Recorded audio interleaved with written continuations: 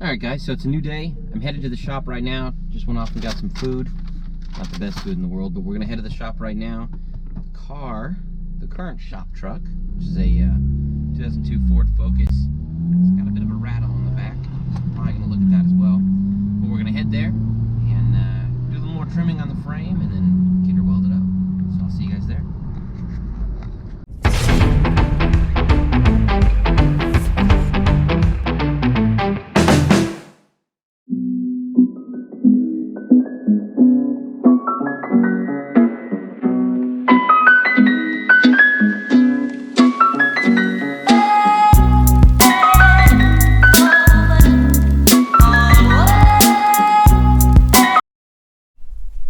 What's up guys?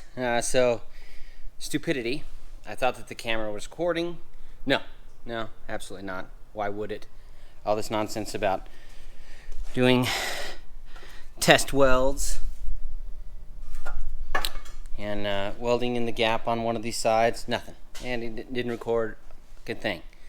It's great, it's fucking great. Only did one side, still have the other side to do. Let me show you what I've done so far and you know, we'll kind of go from there. So, check it out. Obviously it was two pieces at one point. We got it welded together. I haven't ground down these parts yet. I'm stupidly using a flux core because that's the wire that I have.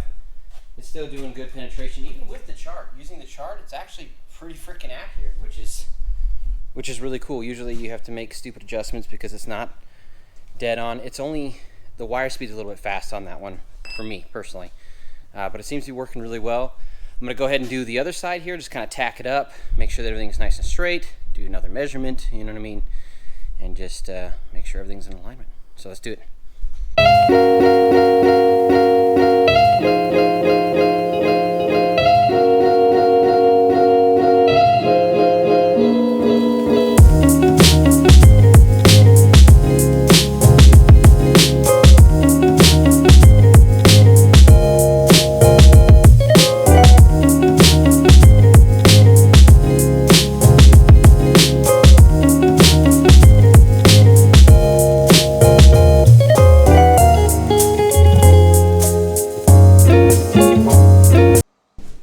Alright guys, so we got it tacked up. I'm going to go ahead and remove these channel locks. Alright,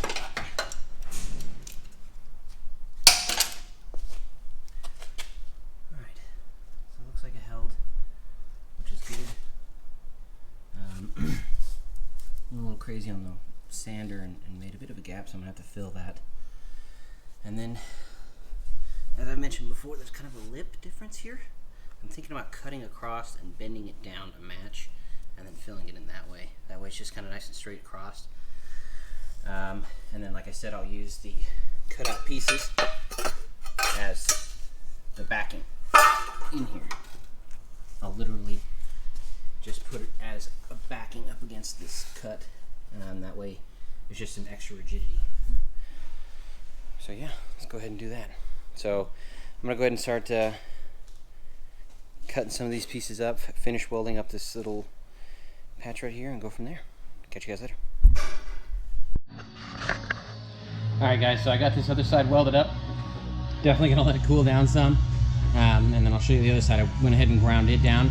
It's got good penetration, it's nice and smooth. Let's check it out. So, got the weld all the way up and down. I got this nice little hole here that is just, you know, it's one of these part of these drill holes. So I'm gonna have to fill that in. And like I said, I'm probably gonna cut this and angle it down. So I haven't welded that bottom part yet. But let me show you the other side.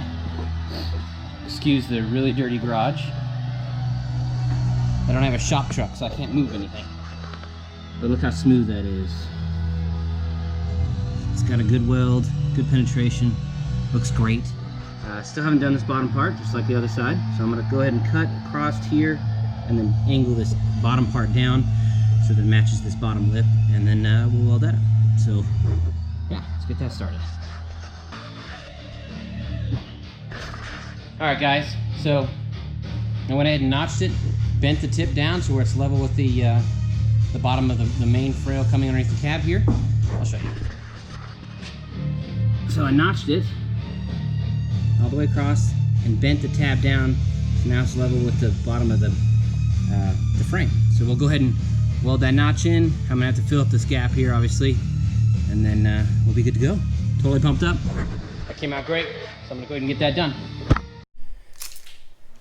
So I was cutting out that piece of metal, and I wanted to switch to the flapper blade to kind of clean up the edges and everything. Can't get the cut wheel off at all. Matter of fact, I'm bending the tool. I've bent it multiple times now. Piece of crap. Look at that. It's all bent. So I'm just gonna go get a new grinder. Fuck it. I'm just gonna get a new grinder and maybe some more flapper paddles, things of that nature. So gotta run to the store.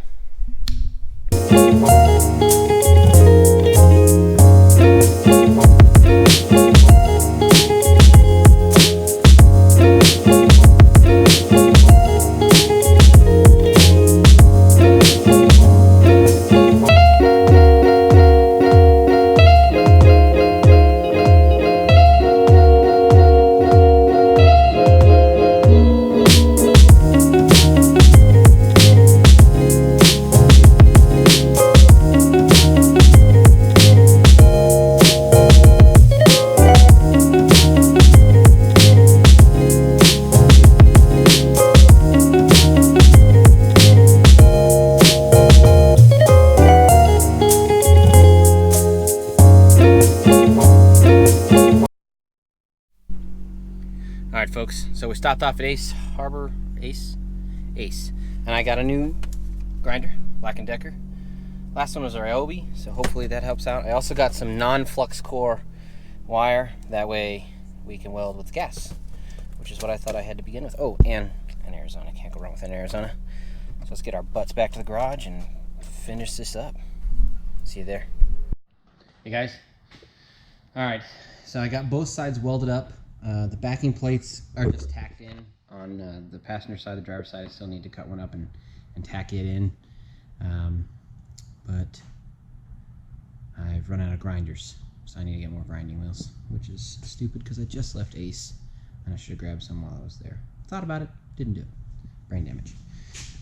But instead, what I think I'm going to do for the rest of the evening, and I won't film it, don't worry, that's boring, is clean this disaster area. Look at this, holy cow, man.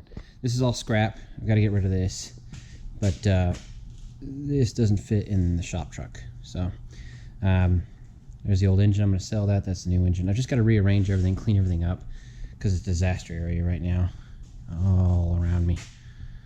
This is what I stacked up originally when I first moved in, and it doesn't look good. But that actually leads into the next part. So this SVT Focus has been really good. It's done a great job as far as like commuting me back and forth to town and doing a few things like that. But it's my daily, you know what I mean? And I need something I can throw crap in the back and you know, scrap or haul an engine to get machined and all that kind of stuff. So I got a side project, boys and girls, side project. Nothing is in depth to this F100, so we're definitely not doing like a full frames or you know, suspension swap and new engine. It's nothing that crazy. But I'm actually going to go ahead and it's at the house. So I'll head to the house and I'll show you this bad boy and hopefully you guys will like it. So stay tuned. See you there.